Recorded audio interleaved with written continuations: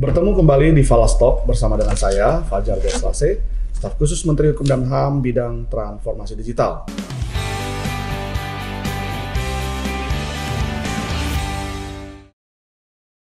Hari ini kita membahas satu tema yang masih masuk dalam kekayaan intelektual, namun jarang sekali diperbincangkan, yaitu tentang desain tata letak sirkuit terpadu. Nah, ini sangat unik. Bersama dengan kita hadir Direktur Paten DTLST dan Rahasia Dagang, Bapak Yasmon. Sehat selalu Pak Yasmon? Alhamdulillah sehat. Alhamdulillah sehat selalu. Pak Yasmon, sudah mulai banyak orang yang mengenal Pak Yasmon. Tentu kita masih ingin Bapak memperkenalkan diri. Silakan Pak. Baik, nama saya Yasmon. Saat ini mendapatkan amanat sebagai Direktur Paten, Desain Tata Letak Sirkuit Terpadu dan Rahasia Dagang pada Direktorat Jenderal Kekayaan Intelektual Kementerian Hukum dan HAM. Senang hari ini Pak Fajar diajak untuk berdiskusi berkaitan dengan paten, dengan desain tata letak sirkuit dan rahasia dagang. Baik Pak. Kalau kita bicara tentang desain tata letak sirkuit terpadu ini memang cukup awam kita Pak. Ya. Sepertinya ini hanya untuk segelintir orang yang menggeluti bidangnya saja. Ya. Mungkin bidang elektronika ya Pak ya. Ya. Jadi secara umum ini Pak, apa sih yang digeluti dibilang desain tata letak sirkuit terpadu ini? Kita mulai mungkin dari pemahaman Pak. Ya. Baik, terima kasih Pak Fajar.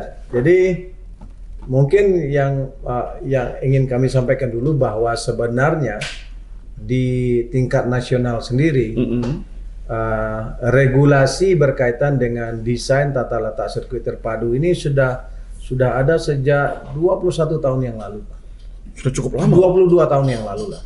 Karena warsa lebih ya? Dua warsa-warsa. Karena Undang-Undang Nomor 32 tahun 2000 tentang desain tata letak sirkuit terpadu itu sudah kita miliki ya 22 tahun yang lalu. Pada waktu itu bersamaan dengan undang-undang mengenai rahasia dagang. Kemudian undang-undang desain industri waktu itu kita ditetapkan oleh pemerintah. Jadi dari sisi keberadaan regulasi sebenarnya sudah sangat lama. Sudah cukup lama. Sudah cukup lama. Dan memang harus kita akui dibandingkan dengan bidang-bidang kekayaan intelektual yang lain yang sangat populer, misalnya hak cipta, paten, merek, desain industri, maka bidang desain tata letak sirkuit terpadu ini belum begitu populer di kalangan masyarakat, Pak. Ya. Mungkin karena juga pemahaman kita atau juga memang bidang ini belum menjadi perhatian bagi kita semua.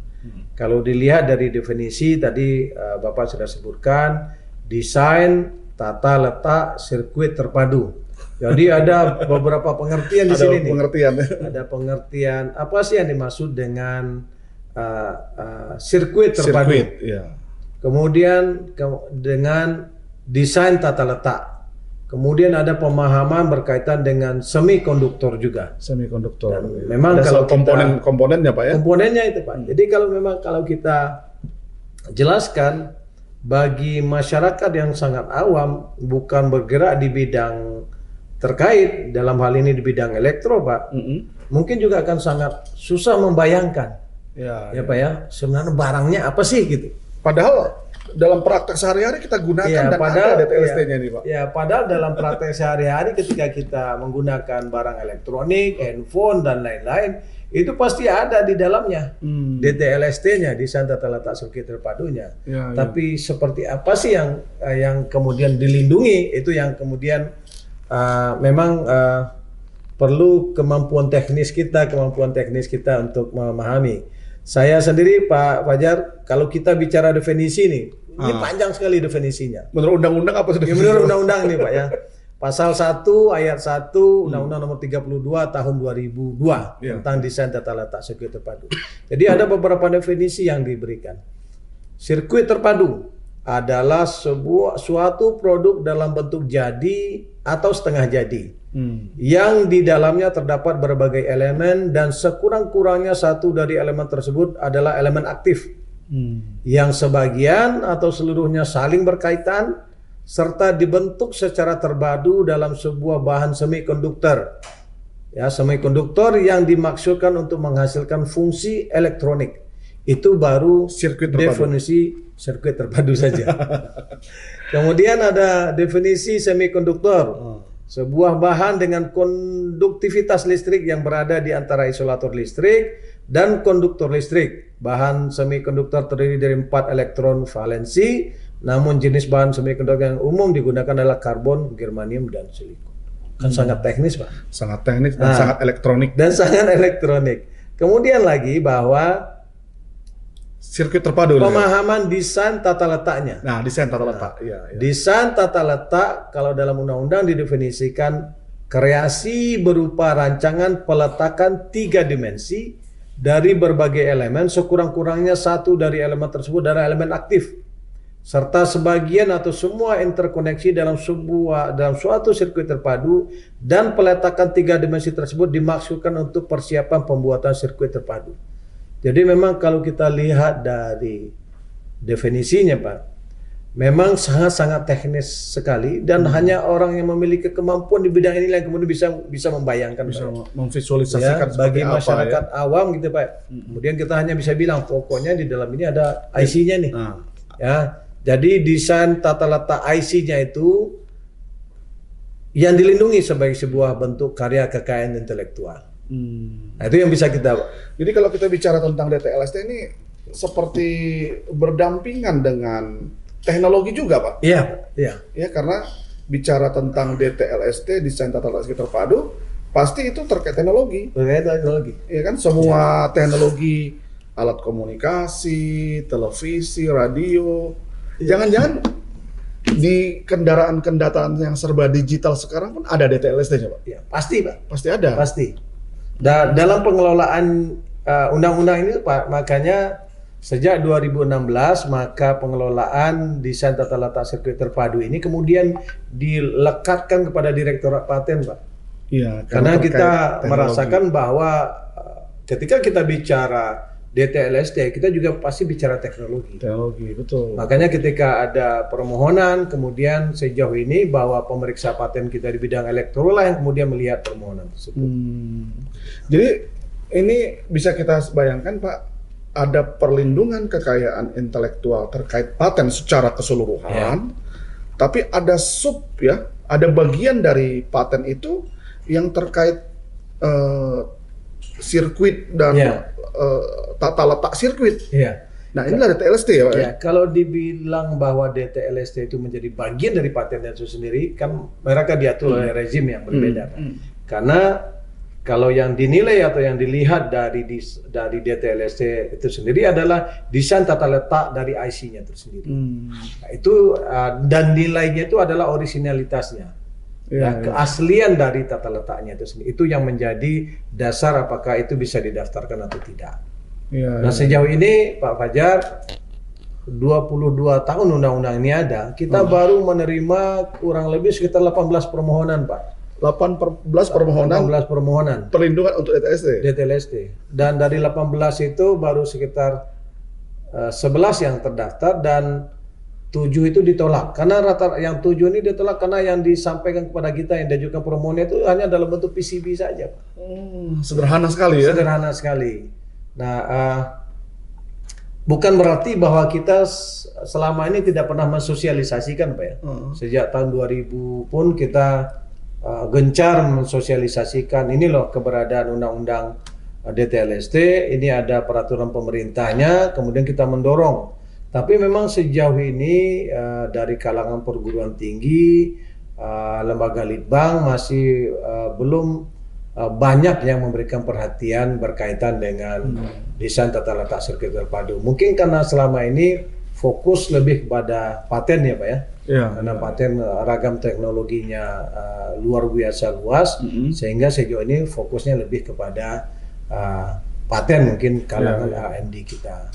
Tapi sebagai gambaran Pak Fajar bahwa di negara-negara besar pun seperti Jepang ataupun Korea ataupun Cina, jumlah permohonan desain tata letak sirkuit terpadu juga tidak signifikan dibandingkan dengan jumlah permohonan di bidang paten, Pak. Oh, padahal kan mereka banyak. Mereka sangat kaya dengan temuan-temuan paten. Tapi paten kalau ya. kita lihat dari jumlah permohonan DTLST-nya, Pak, itu juga tidak begitu signifikan. Kami beberapa tahun yang lalu pernah mengirimkan beberapa orang pegawai, beberapa pemeriksa untuk belajar bagaimana pengelolaan sistem perlindungan DTLST di Korea, Pak. Dan kita dapatkan bahwa ternyata di negara-negara maju seperti Korea, Jepang pun permohonan DTLST itu boleh dikatakan tidak begitu banyak, sangat sedikit, gitu, Pak. Nah, namun intinya adalah bahwa selain daripada paten, hak cipta, kemudian merek, ada bidang DTLST yang kemudian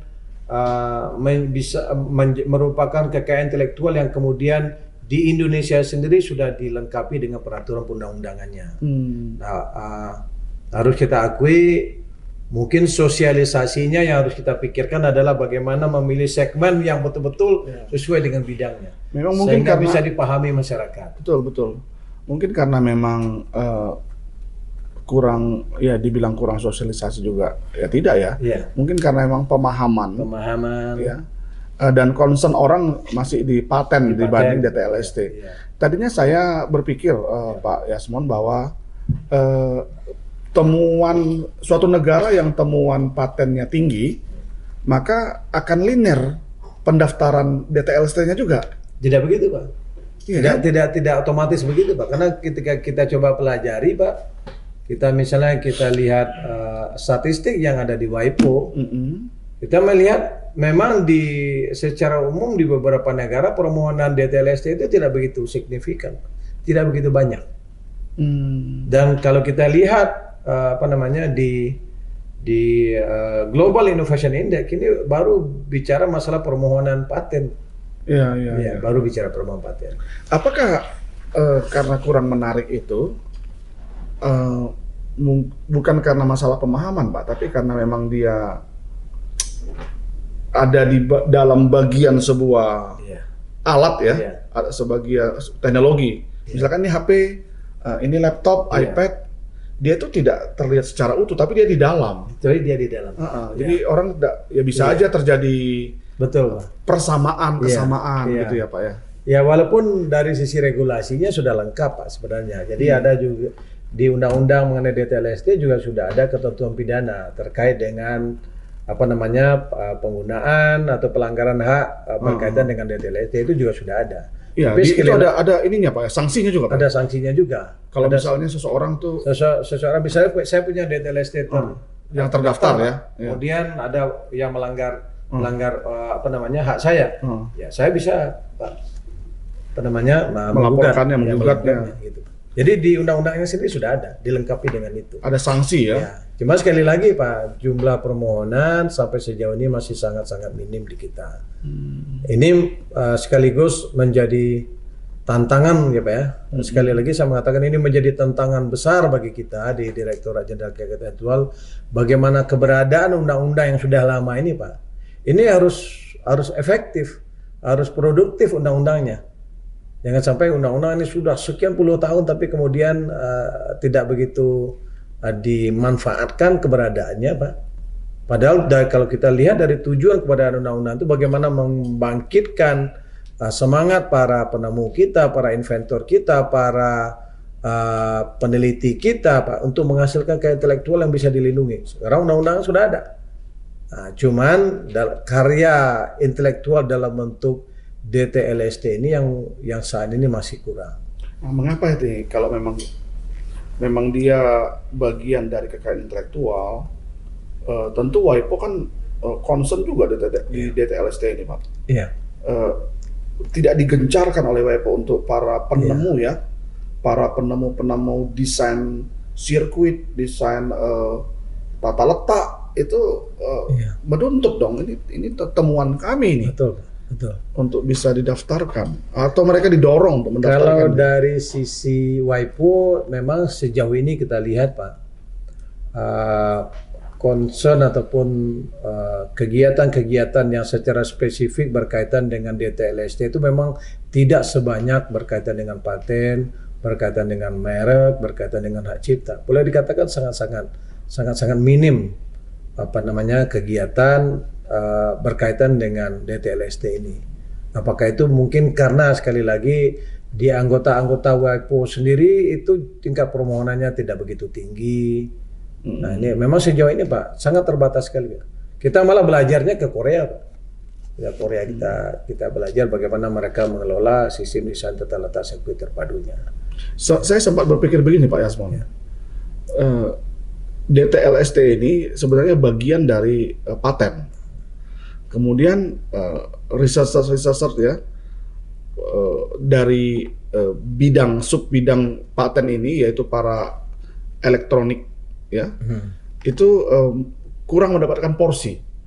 Tadinya saya pikir begitu. Akhirnya mereka bersinergi untuk mengajukan supaya DTLST ini berdiri sendiri sebagai sebuah kekayaan intelektual. Iya. Mungkin nggak begitu? Kalau kita lihat dari definisi kekayaan intelektual atau pembidangan kekayaan intelektual berdasarkan misalnya di TRIPS sendiri ya Pak, memang itu dipisah-pisahkan Pak, ada DTLST sendiri. Di sejumlah negara Pak, tidak ada negara-negara yang kemudian memiliki undang-undang DTLST sendiri, tapi rata-rata banyak juga negara yang kemudian tidak memiliki undang-undang tersendiri. Kita di tahun 2000 itu memilih waktu itu melahirkan undang-undang di hampir semua bidang kekayaan intelektual. Ya, jadi di 2000 itu ada undang-undang desain tata letak sirkuit terpadu, rahasia dagang, kemudian perlindungan varietas tanaman yang kita lahirkan di tahun itu, kemudian juga desain tata letak desain industri. Ada 4 yang kita kelola, kemudian 1 yang dikelola oleh perlindungan varietas tanaman di Kementerian Pertanian. Cuman ya sampai sejauh ini Pak yang efektif, yang populer di tengah masyarakat memang merek hak cipta paten.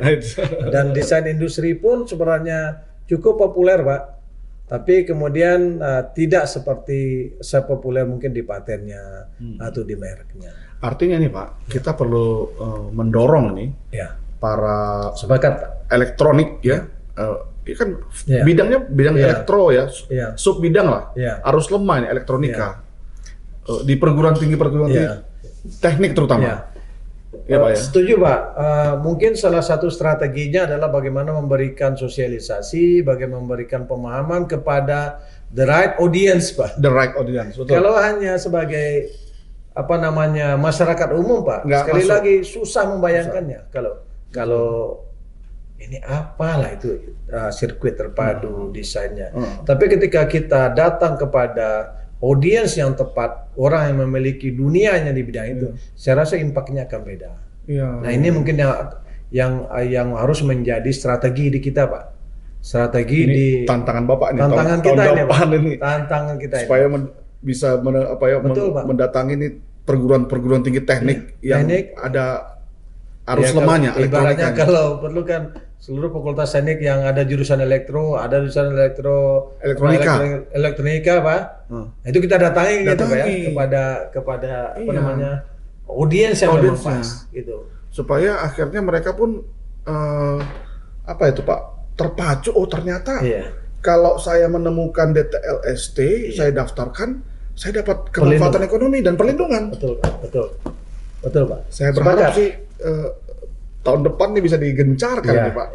Nah, sebagai ini Pak pemahaman masyarakat mungkin supaya masyarakat bisa tahu, Bapak mungkin bisa menjelaskan kepada sahabat Falastok tentang DTLST ini di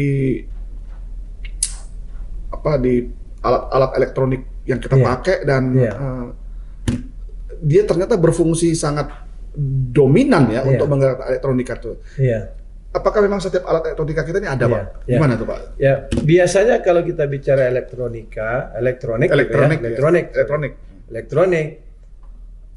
pasti ada IC di dalamnya. Pasti ada sirkuit terpadu di dalamnya. HP kita misalnya. Di dalam HP kita, di dalam laptop kita, iPad kita dan lain-lain. Pasti ada IC di dalamnya. Nah, kemudian IC ini yang kemudian dirancang bagaimana tata letaknya secara tiga dimensi, kemudian menghasilkan sebuah fungsi, itu kan mendapatkan perlindungan sendiri, Pak. Jadi kalau kita bicara, kita selalu memberikan contoh, Pak. Memberikan contoh dalam sosialisasi kita. Ketika kita bicara sebuah smartphone, kita bicara bukan hanya sebuah produk KI saja, tapi di dalamnya ada patennya, di dalamnya ada copyright-nya, hak ciptanya, di dalamnya pasti melekat tanda pembeda dalam bentuk merek, dan di dalamnya juga ada desain tata letak sirkuit terpadu. Nah, pemahaman yang sejauh ini kita berikan kepada masyarakat seperti itu. Iya. Dalam satu HP aja ada beberapa kekayaan intelektual. Gitu, Pak. Dan salah satu diantaranya ada desain tata sirkuit terpadu. Ya, kita berharap ini semakin banyak pemahaman orang-orang yang akhirnya memahami tentang kekayaan intelektual DTLST. Karena dari pengertian yang tadi disampaikan oleh Pak Yasmon, bahwa alat-alat elektronik ini bisa berfungsi ya karena DTLST tadi. Begitu Pak ya? Baik Pak. Cukup sangat menarik Pak untuk diskusi kita tentang DTLST ini. Apa yang menjadi harapan Bapak ini ke depan? Tentunya kepada the right audience, Pak, yang harus kita perhatikan. The right audience dan juga kepada pemerintah mungkin Pak, supaya para the right audience bisa memahami pentingnya mereka Pak. Silakan Pak. Tentunya sekali lagi kita meyakinkan kepada masyarakat bahwa atas kreasi intelektual mereka, pemerintah sudah menyediakan regulasi yang akan melindungi, termasuk berkaitan dengan desain tata letak sirkuit terpadu. Jadi kita memang mendorong Pak, sekali lagi walaupun selama ini desain tata letak sirkuit terpadu belum begitu populer Pak, tapi kemudian bahwa untuk karya intelektual sendiri ada bentuk perlindungannya. Tadi yang Pak Fajar sampaikan menjadi tantangan sendiri bagi kami di Direktorat Jenderal Kekayaan Intelektual, bagaimana keberadaan Undang-Undang DTLST ini kemudian betul-betul kita manfaatkan, kemudian betul-betul kita optimalkan sehingga betul-betul memberikan kemanfaatan bagi masyarakat Pak. Kemanfaatan bagi para penghasil kekayaan intelektual termasuk desain tata letak sirkuit terpadu. Keren Pak. Terima kasih Pak Yasmon diskusi kita tentang DTLST pada hari ini. Sama-sama Pak Fajar. Sahabat Falas Talk, demikian diskusi kita tentang DTLST, desain tata letak sirkuit terpadu. Kita berharap para mahasiswa teknik elektro tentunya elektronika yang mungkin tepat di bidangnya, para penemu untuk bisa mendaftarkan temuannya terkait DTLST supaya mendapatkan kemanfaatan ekonomi dan tentunya perlindungan dari negara. Jangan lupa like, subscribe, follow, dan berikan komentar yang positif untuk mendapatkan kanal Falas Talk yang pertama. Sampai jumpa di episode berikutnya.